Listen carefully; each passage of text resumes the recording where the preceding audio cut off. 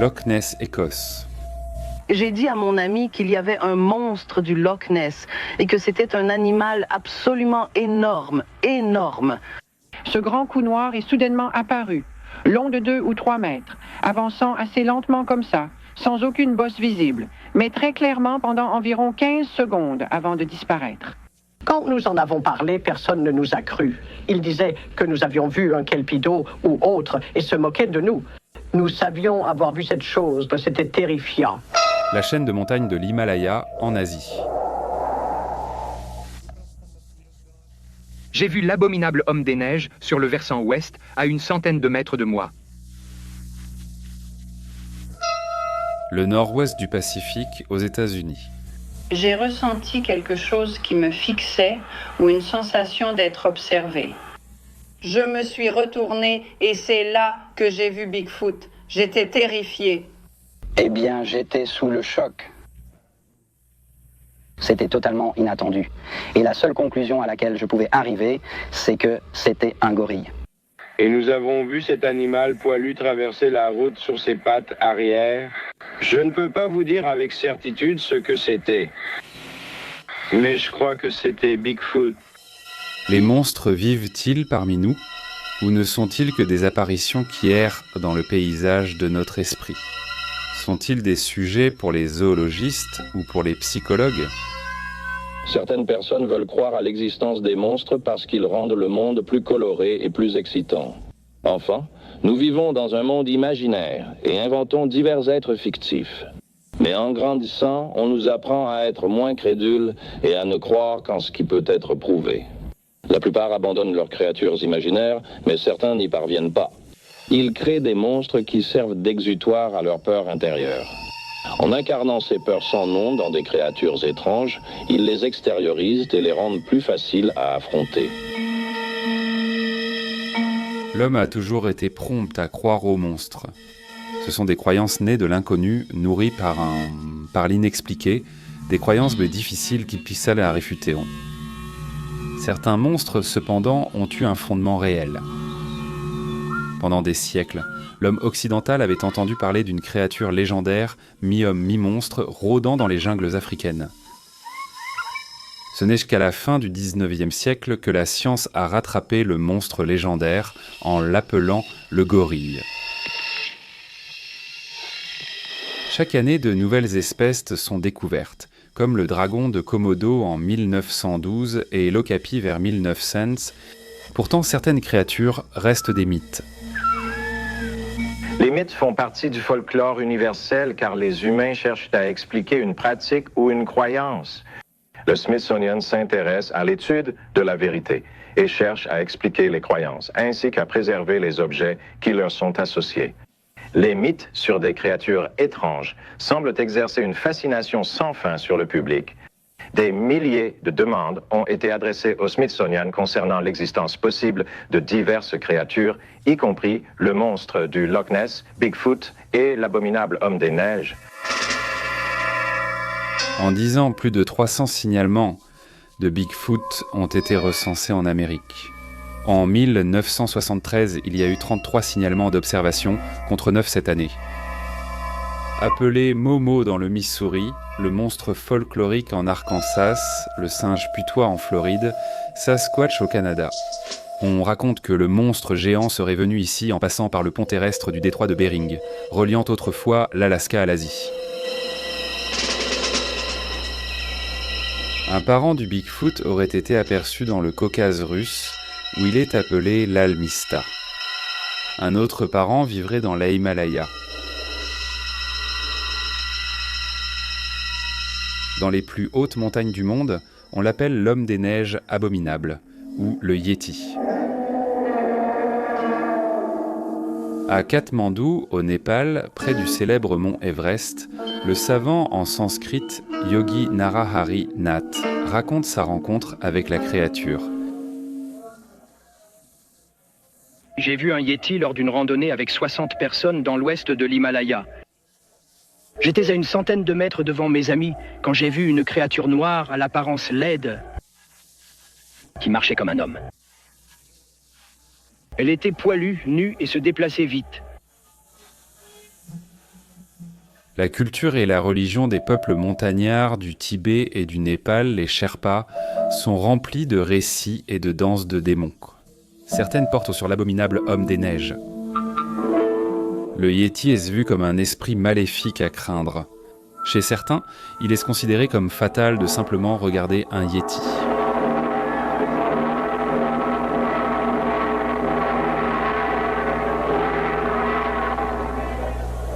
Présent chez les montagnards depuis des siècles, l'homme des neiges n'a été connu en Occident qu'à la fin du XIXe siècle, lorsque des alpinistes britanniques ont voulu conquérir l'Everest. Des explorateurs au sang-froid sont revenus avec des récits du mystérieux Yéti, des histoires d'empreintes étranges laissées dans la neige.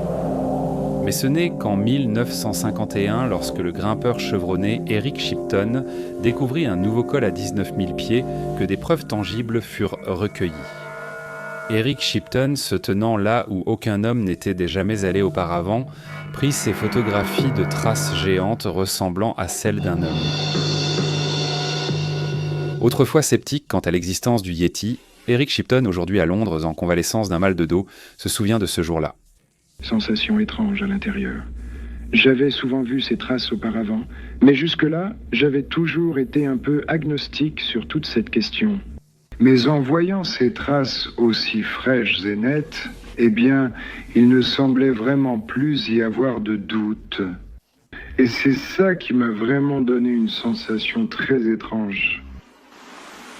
Qu'ici, on était en présence de quelque chose de totalement inconnu.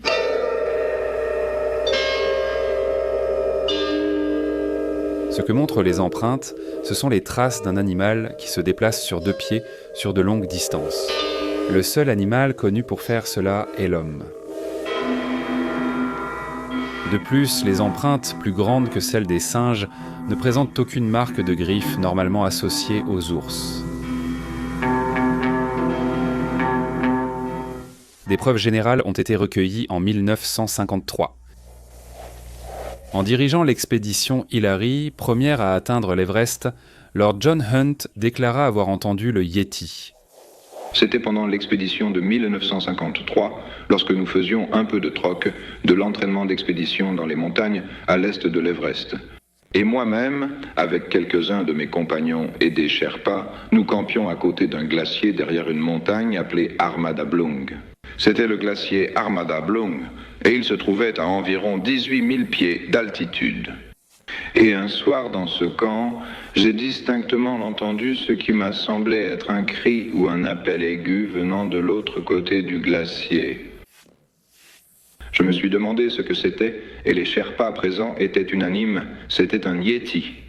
Je pense que le son le plus proche est celui produit par Haydn, qui a effectivement un cri aigu. Presque jamais vu par les Occidentaux, le Yéti aurait été aperçu une fois par N quand A Tombazi d'Athènes, en Grèce. C'était lors d'une expédition à l'Everest en 1925.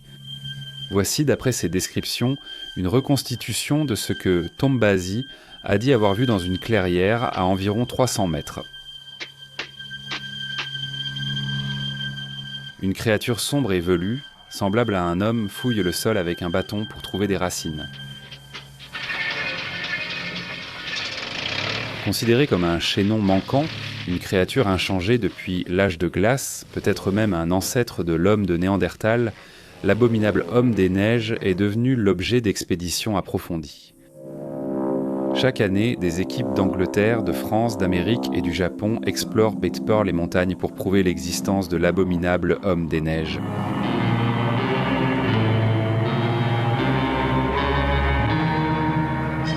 Des anthropologues et des naturalistes se sont joints à la recherche, cherchant en vain des os ou une carcasse, quelque chose de concret à rapporter au monde occidental des sceptiques.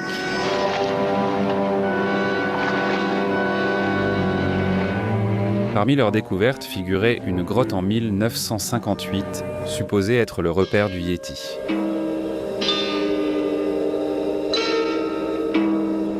Et en 1961, ce qui était censé être la peau d'un Yéti. Et même sa prétendue main momifiée. et ce qui devait être la peau d'un cuir chevelu de Yéti. Ces artefacts et des témoignages oculaires ont convaincu de nombreux voyageurs de l'Himalaya de l'existence de l'homme des neiges. Le chef d'une expédition, cependant, n'est pas d'accord. Sir Edmund Hillary, premier à gravir l'Everest, a mené en 1960 une expédition pour chercher l'homme des neiges. Après analyse des empreintes dans la neige, il affirme qu'elles proviennent d'animaux connus. Les empreintes, disait-il, changent de forme et grossissent en fondant et regélant sans cesse. Il a rapporté en Angleterre les prétendus artefacts du Yéti pour les faire examiner. Le cuir chevelu s'est avéré être celui d'une antilope, la peau celle d'un ours. Je crois que beaucoup des observations, peut-être, de l'abominable homme des neiges, proviennent de personnes ayant vu cet animal très rare, l'ours bleu du Tibet. Une des raisons pour lesquelles je dis cela, c'est que nous avons obtenu quelques peaux de l'ours bleu, et en les voyant, les Sherpas disaient immédiatement « Yéti, Yéti », parce que toutes les marques sur la poitrine et sur la créature correspondaient aux histoires qui nous disaient à quoi ressemblait le Yéti. À la Smithsonian Institution, le secrétaire S. Dylan Ripley, ornithologue et voyageur chevronné dans l'Himalaya, est d'accord. Je suis convaincu qu'il est possible, dans les montagnes, que certaines choses échappent à l'homme pendant des générations. Il y a plusieurs oiseaux que je cherche encore et que j'espère trouver avant d'avoir terminé. Je suis également convaincu que ce genre d'immensité en altitude a un effet sur les gens. Lors de mon premier voyage dans l'Himalaya occidental, à l'âge de 13 ans, j'ai pris pleinement conscience de la sensibilité des Tibétains qui y vivaient envers les mythes, les légendes et les contes populaires. Il est tout à fait possible, en passant près d'une montagne où il y a une gorge étroite, qu'une pierre dévale silencieusement, frôlant votre tête, vous évitant de justesse, pour ainsi dire. Il est tout à fait possible de croire que quelqu'un, quelque génie maléfique, a simplement fait rouler cette pierre. Si vous projetez ce genre d'imagination, cet épisode où une vraie pierre vous frôle à une altitude de 13, 14, 17, 18, 20 000 pieds, peu importe, vous pouvez facilement comprendre que c'est une question de mental, d'image mentale et de la possibilité que vous puissiez vous-même être trompé. Pourtant, les rapports sur l'existence possible de l'abominable homme des neiges continuent d'affluer. En juillet 1974, une jeune Sherpa, Lakpadoma, a affirmé avoir été attaquée par l'homme des neiges. Récemment, des recherches sur une créature similaire ont débuté ailleurs, en Amérique, où l'on pense que le géant aurait migré via l'ancien pont terrestre du détroit de Bering. À Dallas, Oregon, un premier centre a ouvert pour recueillir les données sur le Yéti américain, appelé Bigfoot. Que s'est-il passé? Étiez-vous sûr d'avoir vu ou entendu quelque chose? D'accord, ça ressemblait à un homme, ça marchait debout. D'accord, selon vous, quelle était sa taille? Avant de venir ici, Peter Byrne d'Irlande a passé 16 ans dans l'Himalaya à la recherche de l'équivalent asiatique de Bigfoot. J'ai décidé de quitter l'Himalaya et de venir ici pour me lancer dans l'enquête et la recherche sur Bigfoot parce que je pensais qu'il y avait plus de chances d'arriver à une conclusion dans cette région, dans ce pays. Ici, nous avons des avantages absents lors des recherches dans l'Himalaya, comme un réseau routier menant à l'arrière-pays. Il existe des moyens de communication comme le téléphone ou la radio, mais nous n'en avions aucun dans les hautes régions de l'Himalaya. Le terrain était très difficile. Je pense que nous aurions pu y rester des années. Alors qu'ici, même si cela fait 3 ans et demi, je pense que nous arriverons à une conclusion assez rapidement.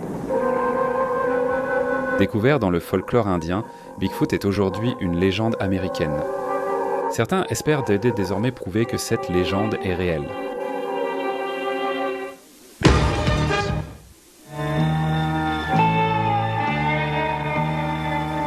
Bigfoot, une créature géante et humanoïde, rôde-t-elle dans les forêts américaines ? Une population de créatures de 2,40 mans et 225 kg pourrait-elle exister à la frontière d'une société industrialisée? Les scientifiques américains disent catégoriquement non. Je me fiche de ce que pensent les autres. J'ai vu Bigfoot il y a 10 ans. J'étais alors avec 11 autres scouts et nous campions à environ 28 km au sud de Butte, dans la forêt nationale de Deer Lodge. Nous avions marché environ 8 km dans la forêt là-haut. Ce n'est pas fini, il reste une autre mine. Dan Mullockney et 2 amis racontent ce qu'ils ont vu dans cette reconstitution. Après une journée de randonnée et une nuit à raconter des histoires autour du feu de camp. Pour les plus impressionnables, le sommeil mettait du temps à venir et ne durait pas longtemps. Quoique ce fût dans la forêt, l'ami de Dan fut le premier à le ressentir.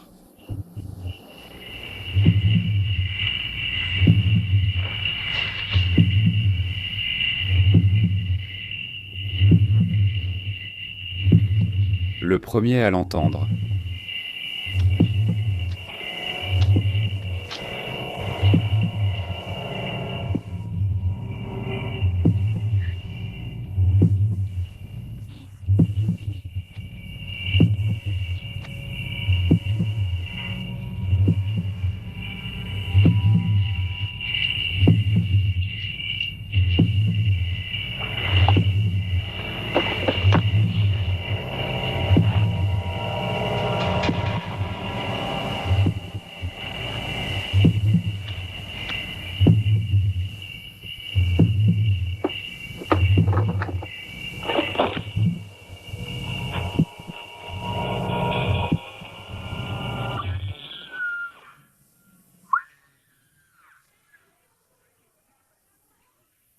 Que s'est-il passé? Dan et un autre garçon disent aussi avoir vu le géant velu semblable à un homme. Les garçons douteront de leur histoire, mais Dan en était sûr. Je ne sais pas. Il nous a fallu des heures pour nous rendormir. Le lendemain matin, nous avons gravi la crête où nous avions aperçu la tête du Bigfoot. Arrivés là-haut, nous avons trouvé plusieurs empreintes de pas, les plus grandes que j'ai jamais vues. Et elles ressemblent à ceci. Pièce à conviction A, les empreintes de pas. À présent, il y en a des milliers, d'abord observées, puis conservées dans du plâtre. Des empreintes similaires à celles d'un humain, mesurant environ 45 cm sur 18 cm, celles d'un géant. Oui. Dans la région où ces empreintes ont été découvertes, une expédition privée soutenue par la Fédération nationale de la faune sauvage espère photographier un Bigfoot vivant ou prouver la mort de l'un d'eux. Dirigé par Robert Morgan de Miami, le groupe a aussi signalé des empreintes supplémentaires en Oregon et dans l'État de Washington. Il pense qu'une colonie de plus de 200 Bigfoot vit dans la nature sauvage inexplorée du nord-ouest du Pacifique. L'expédition a tenté d'anticiper les déplacements de la créature, parcourant les routes et gardant un œil attentif sur tout indice de son passage. Pensant que Bigfoot est une créature nocturne, ils sont prêts à pénétrer l'obscurité de la nuit avec des dispositifs spéciaux d'amplification de la lumière.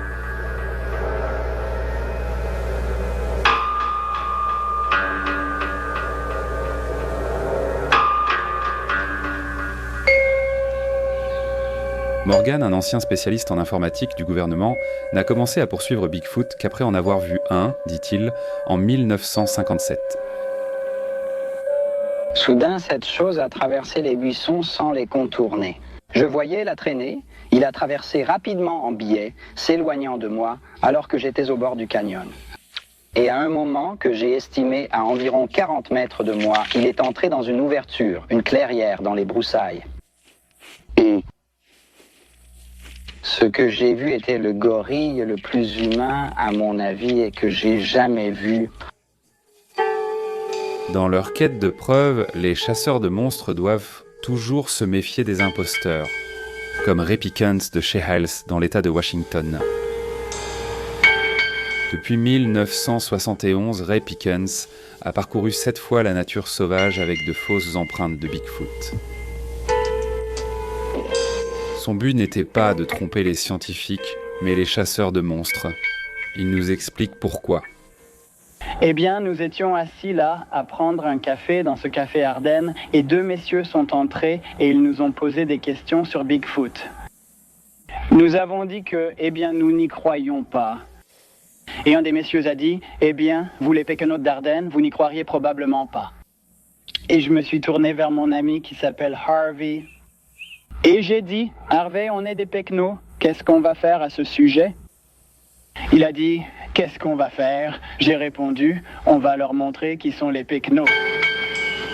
Je suis rentré chez moi et j'ai fabriqué des bottes. Et à la fin du lendemain, il y avait 700, 800 personnes qui regardèrent les traces venant de tout le pays. Il y a un certain nombre d'empreintes que j'ai vues qui étaient truquées, et c'est possible de le faire. Mais d'un autre côté, il y en a quelques-unes qui présentent des caractéristiques que je pense impossibles à truquer. Voici une de ces empreintes. Sur ce moulage, j'ai dessiné les reconstructions approximatives des os. Il s'agit d'un individu infirme où quelques bosses se sont formées entre les os adjacents sur le bord extérieur du pied. Si cela avait été un pied humain, ces bosses auraient été plus en arrière, mais elles sont déplacées vers l'avant, ce qui rend le talon plus long et l'avant du pied plus court. C'est exactement ce qu'il faut pour un pied qui va porter un corps pesant peut-être 360 kilos. Maintenant, je ne pense pas qu'aucun faussaire aurait pu y penser, comprendre cela et ajuster son empreinte en conséquence. Une fausse empreinte est tout simplement une empreinte agrandie, élargie ou une copie agrandie d'un pied d'humain. Ici, dans des images réelles prises de ce qui serait un véritable Bigfoot, on voit une créature similaire au géant pied-bot du Dr Krantz.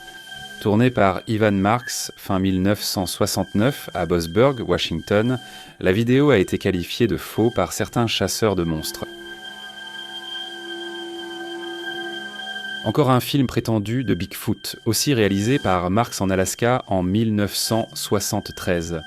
Marks, chasseur et réalisateur de films sur la nature, insiste sur son authenticité. Peu importe ce que montrent les films de Marks, la preuve la plus convaincante de l'existence possible du Bigfoot reste celle présentée par les témoins oculaires. L'ancien shérif Olivier Potter. Comme je l'ai dit, je suis né dans les bois, dans les montagnes Cascades. Je connais les animaux qui vivent ici. C'était quelque chose de différent que je n'avais jamais vu auparavant. Une grande créature, haute de 2,25 m à 2,40 m. Elle était de couleur gris-noir. Et quand elle s'est éloignée de moi, j'ai vu son dos. Elle marchait comme un homme sur ses pattes arrière. Elle se déplaçait plus ou moins comme un homme. Elle mesurait environ 1,80 à 2,10 mètres et avait sans doute une teinte brun noirâtre. Je ne voyais pas son visage car il s'éloignait de l'autre côté de la route. Et en fait, elle et moi l'avons tous les deux vu disparaître dans les bois. Je suis né ici et les ours ne marchent pas longtemps sur leurs pattes arrière. Nous étions 4 dans la voiture quand je l'ai vu en premier. Nous nous sommes arrêtés sur l'autoroute et nous avons reculé pour avoir une meilleure vue. Oh, j'avais déjà vu des gens au même endroit et à peu près au même endroit auparavant. Des humains là-haut. C'était sûrement 2 fois plus grand. Et c'était d'un brun très foncé, qui se balançait d'avant en arrière, assis sur un rocher. Les personnes qui disent avoir vu Bigfoot pourraient-elles avoir vu autre chose? Un ours peut-être? Ou la créature pourrait-elle n'exister que dans leur esprit? Je ne pense pas que les témoignages oculaires dans le cas de Bigfoot soient très fiables parce que on ne peut pas le vérifier. Tout repose sur la crédibilité de la personne. Et ces personnes, si elles veulent voir quelque chose d'étrange, elles peuvent l'imaginer. Le Dr Stewart est directeur émérite du Musée national d'histoire naturelle de la Smithsonian Institution. Il demande plus de preuves avant d'admettre l'existence du Bigfoot. Je ne crois pas au Bigfoot parce qu'aucune preuve concrète n'a été présentée. Toutes les preuves jusqu'à présent sont sous forme d'empreintes et de rapports de ce genre qui constituent toutes des preuves indirectes. Une preuve concrète, c'est comme ce crâne ici. Si vous avez un crâne de ce soi-disant Bigfoot, vous pouvez déterminer de quoi il s'agit. Fait ou fiction, Bigfoot est devenu une figure incontournable du paysage américain. À Willow Creek, en Californie, qui se proclame la porte d'entrée du pays de Bigfoot, la créature est célébrée chaque année lors d'un festival de 3 jours.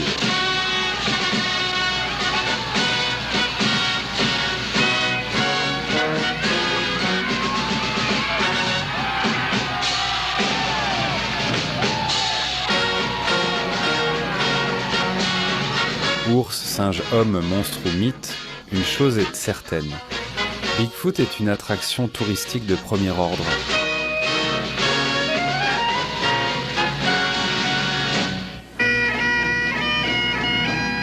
Mais à l'autre bout du monde, un autre monstre présumé s'est révélé être une attraction touristique encore plus importante. Le Loch Ness est célèbre, bien sûr, probablement le plus célèbre des lochs des Highlands. C'est son monstre. Le monstre du Loch Ness. Ils viennent tous ici chercher une réponse à la question. Y a-t-il un monstre du Loch Ness ?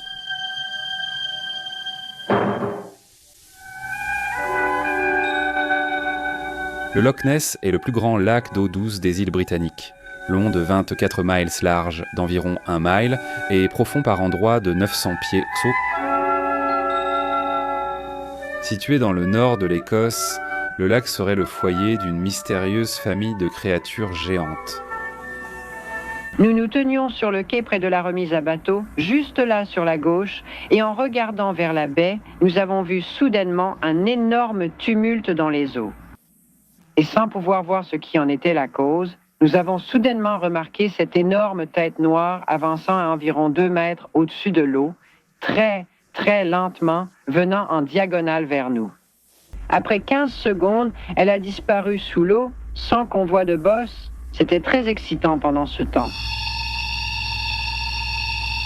Des serpents et monstres sont signalés depuis longtemps dans les profondeurs aquatiques du monde. Ils font partie de la mythologie de la mer. Ces créatures étranges sont nées de l'imagination ennuyée et terrifiée des voyageurs fatigués.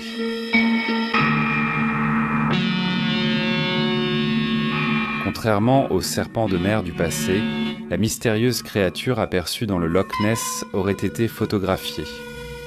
Harm Gray de Londres, en 1933 pour la première fois. Les scientifiques n'ont pas pu s'accorder sur ce que c'était. Puis en 1934, un chirurgien londonien en vacances, le docteur Robert K. Wilson, a pris cette photographie, censée représenter le cou et la tête. Cette année-là, le Daily Mail de Londres a publié cette photo, la présentant comme celle de la nageoire du monstre. Blackman Stewart a pris cette photo en 1951. C'est la première à révéler les mystérieuses bosses d'Odelech sur le dos de la créature. Puis, en 1955, Peter McNab a pris une photographie montrant un grand objet en relation avec la tour de 64 pieds du château d'Urquhart. En 1960, Peter O'Connor a pris cette photo controversée, affirmant qu'elle montre une créature de 50 pieds.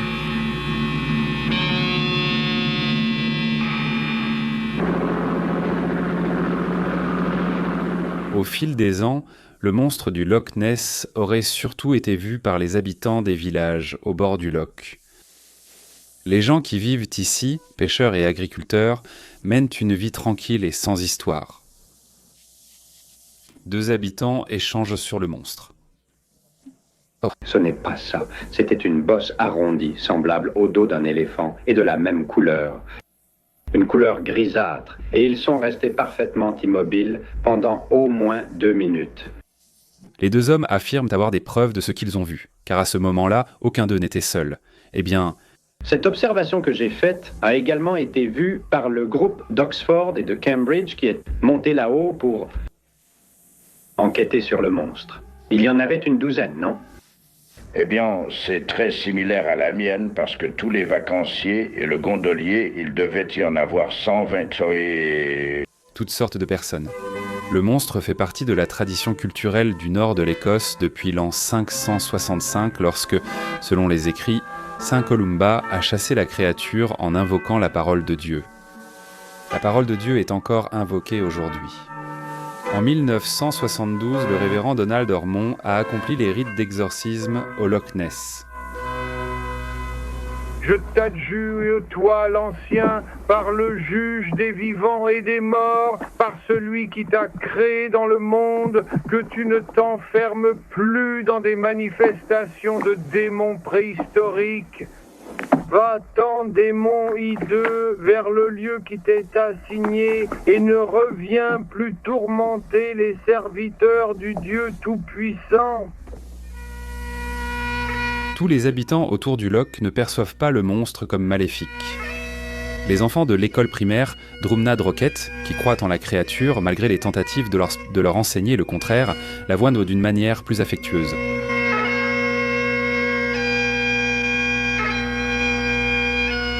Ils l'appellent Nessie. Nessie, cependant, aurait parfois montré un visage plus sinistre, comme lorsque John Cobb, champion britannique de vitesse, a pris son bateau sur le Loch Ness en 1952. Cobb tentait d'établir un nouveau record du monde.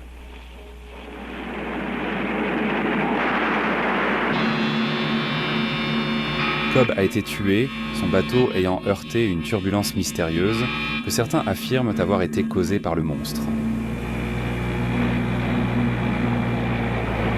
Parmi ceux qui croient à la théorie selon laquelle Cobb a trouvé la mort à cause du monstre du Loch Ness, il y a Tim Dinsdale, un ancien ingénieur aéronautique et désormais chasseur de monstres à plein temps.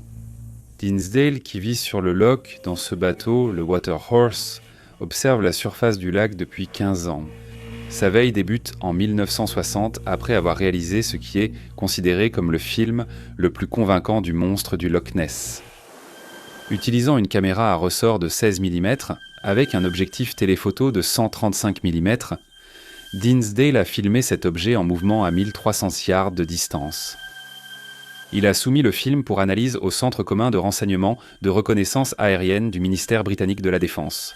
Ils ont agrandi le film comme ici, le soumettant à un examen minutieux. Leur conclusion: que le film montre un objet animé et non un bateau, qu'il se déplace à 16 km/h et qu'il mesure 1,80 m de large sur 1,50 m de haut. Dinsdale a interrogé presque tous les témoins, déclarant avoir vu le monstre. Il y décrit à quoi il pourrait ressembler selon ses entretiens. Ensuite, vous avez ce corps immense. Je trouve que les membres antérieurs sont plus petits que les vrais. Ces bosses curieuses, probablement 2, au bassin et à la ceinture scapulaire, et la région entre les deux semble pouvoir changer de forme. Des gens ont vu le dos changer de forme et l'ont observé. Tout au fond, il y a, je crois, une grande queue de nage semblable à celle d'un crocodile, qui propulse la créature dans l'eau. L'eau. Dinsdale, qui n'est pas un scientifique, suppose que le Loch Ness pourrait être habité par des plésiosaures, des animaux que l'on croit éteints depuis des centaines de millions d'années.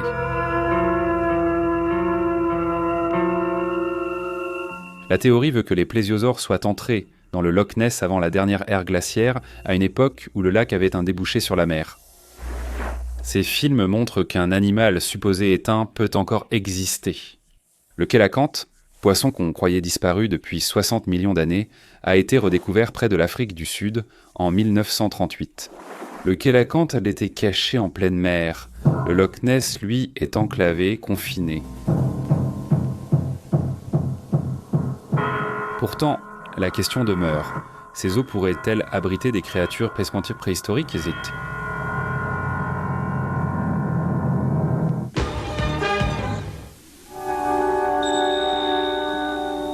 Pour identifier d'éventuelles créatures mystérieuses dans ces eaux, le Bureau d'investigation des phénomènes du Loch Ness fut créé en 1962. Opérant jusqu'à l'année dernière, le bureau a tenté d'apporter une expertise longtemps attendue dans la recherche du monstre. Pendant 11 étés, jusqu'à ce qu'ils manquent sans d'argent, ils ont braqué leurs yeux et leurs caméras sur des parties stratégiques du lac. Leur principale réussite, ce film pris par un bénévole de 17 ans. Richard Raynor en juin 1967. L'examen de ce film par la Royal Air Force britannique a conduit à la conclusion que, comme les images précédentes de Tim Dinsdale, il s'agissait d'une image d'un objet animé de certaine taille.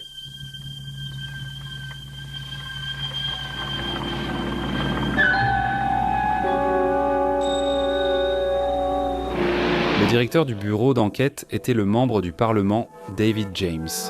Il nous explique quels critères le bureau utilisait pour évaluer les témoignages oculaires. Eh bien, en cas de doute, nous écartions. Nous n'avons jamais accepté de témoignage dans les 15 minutes après le passage d'un navire, car des effets de poids importants peuvent se produire sur la rive.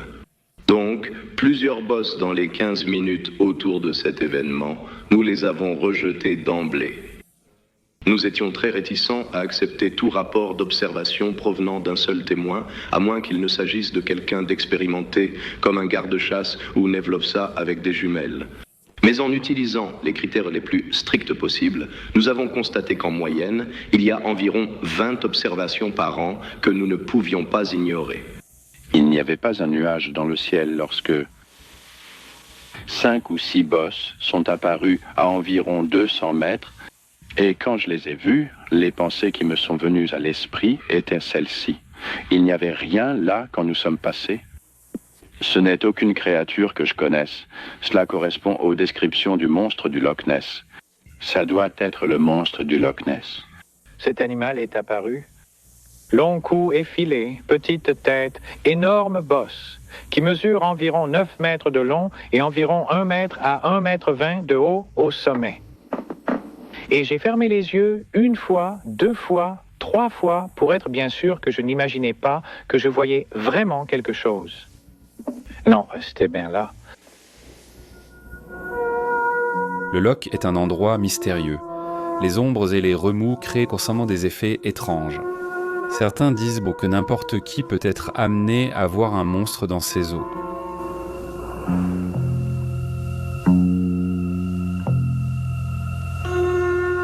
Mais si le monstre n'est qu'une illusion d'optique ou une hallucination, comment expliquer ces photographies prises Bolita par un ancien militaire professionnel, Frank Searle de Londres, méga sens.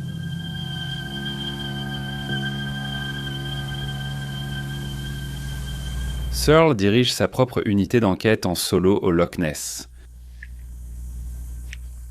Il vit en ermite au bord de l'eau, dans une tente avec peu de confort moderne. Il est ici depuis maintenant 5 ans. Son objectif est de prendre des photos rapprochées du monstre. Il nous explique pourquoi. Je pense que ça vaudrait beaucoup d'argent. L'utilisation mondiale des photos par les médias rapporterait environ 200 000 livres sterling en 6 mois. Après cela, il y aurait des conférences, des apparitions publiques et ainsi de suite. Tout cela grâce aux photos. Nicolas Witchell, étudiant en droit et chasseur de monstres à temps partiel, dans un nouveau livre publié à Londres cet été, remet en question l'authenticité des photos de Searle. J'ai bien peur qu'il y ait des gens qui falsifient des photos sur le loch en ce moment. Cela se fait en superposant des objets sur les négatifs et en plaçant des objets dans l'eau avant de les photographier. Récemment, ces photos ont beaucoup attiré l'attention de la presse populaire britannique. Pour obtenir de meilleures photos, les chasseurs de monstres ont emmené leurs appareils photos sous l'eau dans des sous-marins, pour la première fois en 1969. Mais l'obscurité inhabituellement tourbeuse et trouble des eaux du loch a rendu toute visibilité impossible. Les sous-marins jugés inutiles ont été retirés. De meilleurs résultats ont été obtenus avec le sonar, des ondes sonores qui recueillent les échos de tout objet sur lequel elles rebondissent. Les échos sont transformés en signaux électriques sur des enregistreurs graphiques du navire.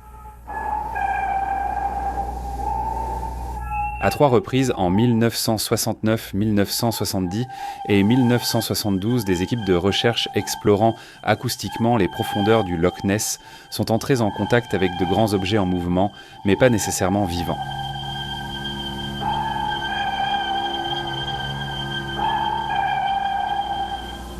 Le directeur de l'une de ces expéditions, l'avocat en brevet de Boston Robert Rhines, est revenu au Loch Ness en juin 1974 pour un projet sous-marin plus ambitieux. Plus basse. Ceci-là. Et avoir ceci. S'enfoncer dans la soie. Et donc... Les plans de Rhines prévoient de déposer 2 caméras étanches dans l'écluse. Les caméras sont connectées à un flash puissant et à un enregistreur sonar, tous contrôlés par ordinateur.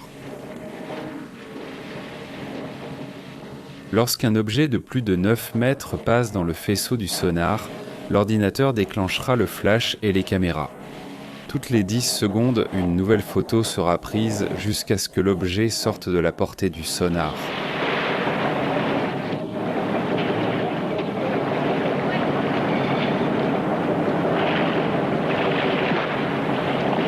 L'équipement en place, un plongeur professionnel donne son avis sur le travail dans le Loch Ness. Vous avez tout à fait raison. Je n'ai pas l'intention de revenir au Loch Ness. Était-ce... Effrayant? C'était effrayant. Qu'est-ce qui était effrayant là-dedans? L'obscurité inquiétante. Le garçon marque l'emplacement de l'équipement photo de Rhines, à 30 mètres sous la surface. Développé par le docteur Harold Edgerton du Massachusetts Institute of Technology, qui a également conçu l'équipement sous-marin de Jacques Cousteau, ce matériel représente actuellement le meilleur espoir de déterminer l'existence du monstre. En 1972, l'équipe de Rhines a enregistré ce grand objet sur l'écran du sonar en même temps qu'elle prenait cette photo d'une nageoire, dite mesurer environ 2,50 m de long et 1,20 m de large. La nageoire que Rhines suppose être celle du monstre du Loch Ness. La nageoire de Rhines ressemble fortement à celles observées sur les fossiles de plésiosaures. Le docteur Nicolas Houghton, paléontologue des vertébrés à la Smithsonian Institution, répond « Je pense qu'il est très improbable qu'une créature de la taille d'un plésiosaure puisse vivre dans le Loch Ness sans que nous en ayons eu connaissance bien avant, ou même qu'elle puisse y vivre tout court, car il n'y a tout simplement pas assez d'espace pour quelque chose d'aussi grand. En pensant à un plésiosaure, il faut le comparer à une baleine de taille moyenne en ce qui concerne l'espace dont il a besoin et la quantité de nourriture qu'il lui faut. Je ne peux pas vous donner de chiffres très précis, mais juste pour avoir un ordre de grandeur approximatif, je dirais qu'une population reproductrice de plésiosaures, quelle qu'elle soit, peut-être 40 individus, on ne sait pas vraiment, aurait besoin d'une étendue de mer selon la productivité, s'étendant le long des côtes, disons de la baie de Chesapeake jusqu'au moins la Caroline du Sud ou la Géorgie, et peut-être même jusqu'à la Floride. Il a été question d'électrifier le lac, de construire d'immenses filets afin de trouver des preuves concrètes pour déterminer si la créature existe. Sans cette preuve, le monstre du Loch Ness doit rester un mystère fascinant mais non résolu. Les histoires de créatures étranges sont toujours fascinantes. Avec le temps, certaines pourraient même s'avérer vraies. À ce jour, faute de preuves concrètes, les scientifiques de la Smithsonian Institution ne reconnaissent pas l'existence de Bigfoot, de l'abominable homme des neiges ou du monstre du Loch Ness. Il est certain que des espèces biologiques restent inconnues sur Terre et peut-être dans l'espace.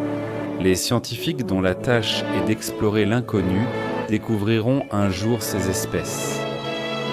Ils continueront d'essayer de séparer les mythes des réalités afin d'aider à résoudre les mystères de cette partie du monde, encore étrange et inconnue. Merci d'avoir regardé. Si vous souhaitez nous aider à produire davantage de contenus historiques passionnants comme celui-ci, merci d'aimer, de commenter ci-dessous et de partager cette vidéo avec d'autres passionnés d'histoire. Et surtout, abonnez-vous pour soutenir l'histoire.